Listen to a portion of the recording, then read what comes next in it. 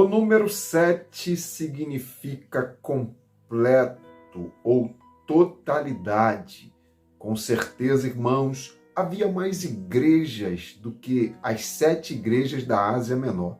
Mas quando Jesus envia aquelas cartas para as 7 igrejas, significa dizer que ele está enviando sua mensagem para toda a igreja em todos os lugares e em todos os tempos.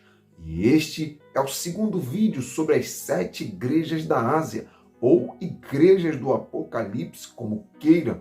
E eu separei, irmãos, mais 8 lições sobre este tema importantíssimo para a nossa edificação. Leia a passagem que está escrita lá no Apocalipse, capítulo 1, capítulo 2 e capítulo 3. Então, confira aqui a aplicação pessoal para a sua vida. E se você deseja fazer parte do nosso grupo do WhatsApp, eu vou deixar o link aqui embaixo na descrição deste vídeo. Basta você clicar no link que automaticamente você será conduzido para o nosso grupo do WhatsApp. Então, sem perda de tempo, nós vamos mergulhar nessa palavra. Primeira lição: que carta chegaria na sua casa? Irmãos, as cartas foram enviadas para um grupo que era a igreja local, mas elas também falam não só no coletivo, mas também no individual. E nós, irmãos, podemos fazer uma breve reflexão sobre que carta chegaria em nossa casa, que mensagem o Senhor Jesus enviaria para nós como igreja do Senhor. Alguns de nós, irmãos, com certeza receberíamos cartas de consolo, dizendo: eu conheço as suas lutas, mas não temas, porque eu estou contigo. Outros receberiam cartas de exortação, como, por exemplo, você precisa cuidar melhor da sua comunhão comigo, meu filho, minha filha. E outros receberiam cartas de denúncia, como, por exemplo, largue este pecado que te afasta de mim, meu filho, minha filha. Então fica a pergunta: que carta nós receberíamos de Jesus nesse momento? Aguenta firme e não desista, não pare, coloque a sua casa em ordem ou leia mais a minha palavra.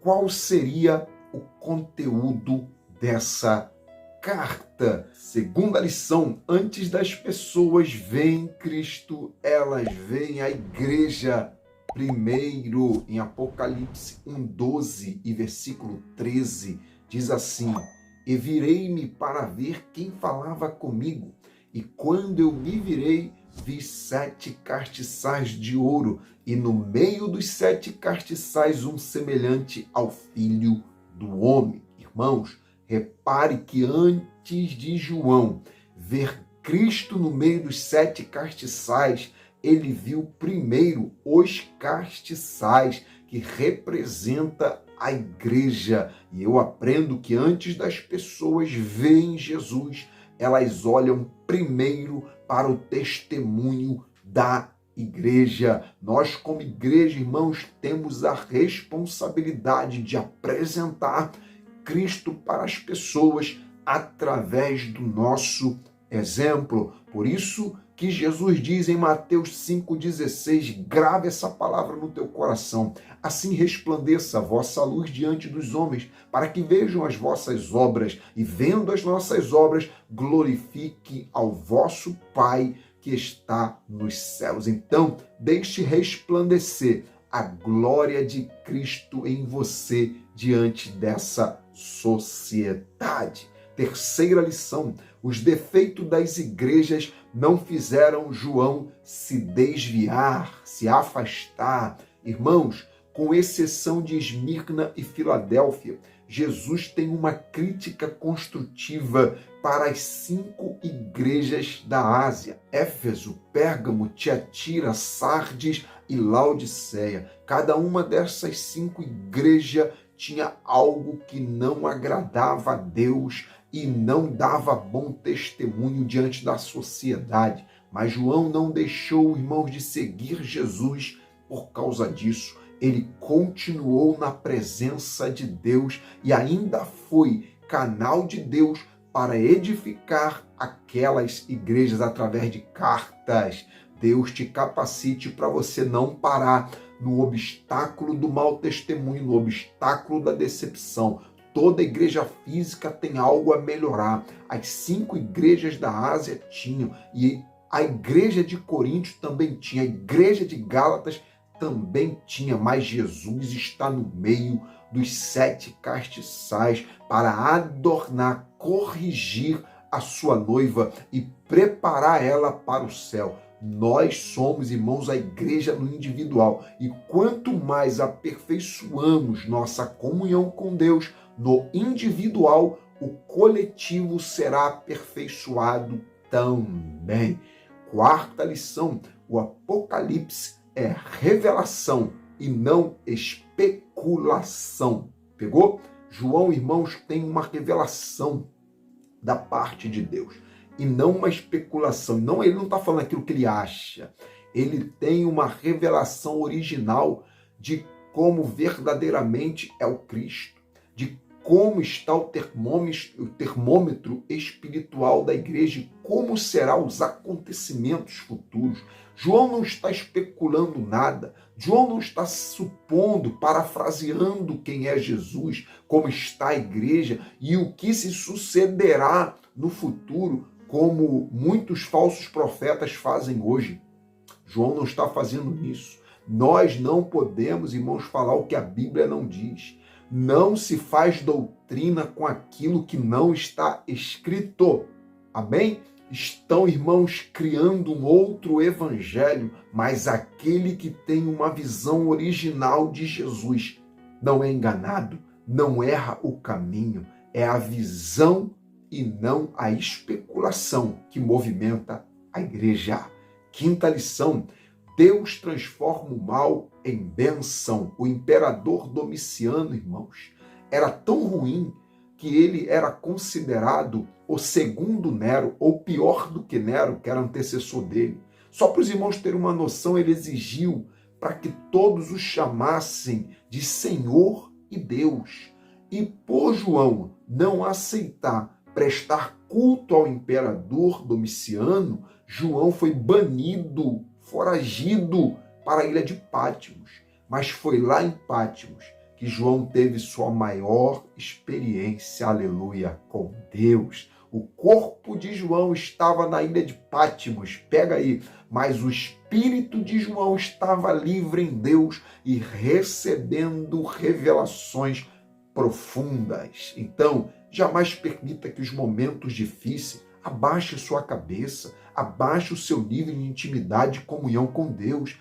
É nos ventos contrários que surgem as oportunidades de alcançarmos grandes voos na presença do Senhor. No final, Deus transformará esse momento difícil que você está vivendo em experiências milagrosas, gloriosas para a glória dele. 6ª lição, se naquele tempo o fim estava próximo, quanto mais agora. O versículo 3 do capítulo 1, irmãos, diz que bem-aventurados são aqueles que leem e os que ouvem as palavras desta profecia e guardam as coisas que nela estão escritas.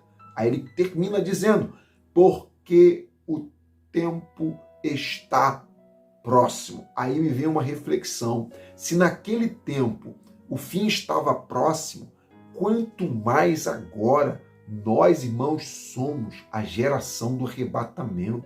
Jesus está voltando. Tudo está se concretizando, como diz a palavra, Apocalipse 22:12. Eis que venho em breve. A minha recompensa está comigo e eu retribuirei a cada um de acordo com o que fez. Amém? E Apocalipse 22:17. O Espírito e a noiva dizem vem. E o que ouve, diga vem, e o que tem sede, venha, e quem quiser, tome de graça da água da vida. E o Novo Testamento, irmão, se encerra assim, ó, Apocalipse 22, 20. Aquele que testifica estas coisas diz. Você crê? Certamente cedo vem. Amém? Maranata, ora vem, Senhor Jesus. Sétima lição: as artimanhas do maligno contra a igreja não mudam, são as mesmas. Os problemas enfrentados, irmãos, por essas igrejas são as mesmas. São os mesmos problemas que atingem, irmãos, a igreja hoje. Os mesmos problemas que as igrejas enfrentaram no passado são os mesmos problemas que enfrentamos hoje. As artimanhas do maligno contra a igreja são as mesmas. Ele luta para esfriar o amor que a igreja tem pelo seu Salvador. Ele luta para culturalizar, mundanizar a igreja. Ele persegue, ele acusa, ele faz de tudo. Mas Deus é o dono da igreja. E assim como Jesus estava no meio dos 7 castiçais, Jesus está presente na nossa vida, na vida da igreja, para garantir que as portas do inferno não prevaleçam. 8ª lição: a mensagem não é do mensageiro. Irmãos, o remetente da carta não é o apóstolo João, o remetente é Jesus. João era apenas o canal que Deus estava usando, era a caneta na mão de Deus. E assim, irmãos, como a mensagem não era de João, a mensagem não é do pregador, a mensagem não é minha, não é nossa, é do Senhor. E aí, por isso não podemos ignorar uma palavra. Porque quando ignoramos a palavra, a pregação, nós estamos ignorando o próprio Deus. Amém? Não estamos ignorando a palavra do pregador, nós estamos ignorando a palavra de Deus. Olha só, irmãos, que forte. Pensou o que é isso? Ignorar o remetente da palavra? Já que a mensagem, irmãos, não é do mensageiro, então não há motivos também, sabe para quê? Para eu me gloriar, para você se gloriar.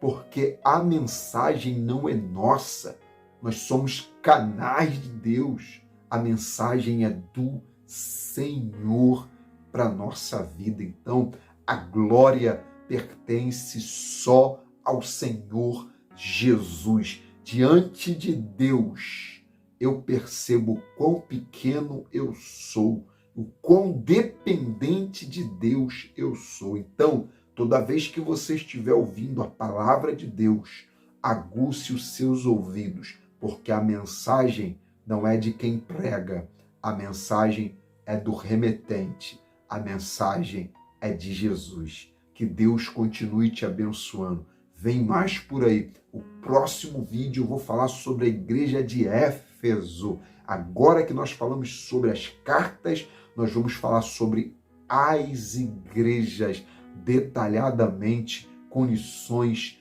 reveladoras, profundas para a nossa edificação. Enquanto isso, continue ligado. Se você puder, me ajude compartilhando as mensagens desse canal. Eu tenho certeza que outras vidas, outras pessoas precisam ter acesso a esse conteúdo, a esse conhecimento que tem como propósito simplificar, mostrar para todos os cristãos que é possível a gente olhar para um texto da Bíblia e ver mensagens profundas escondidas ali.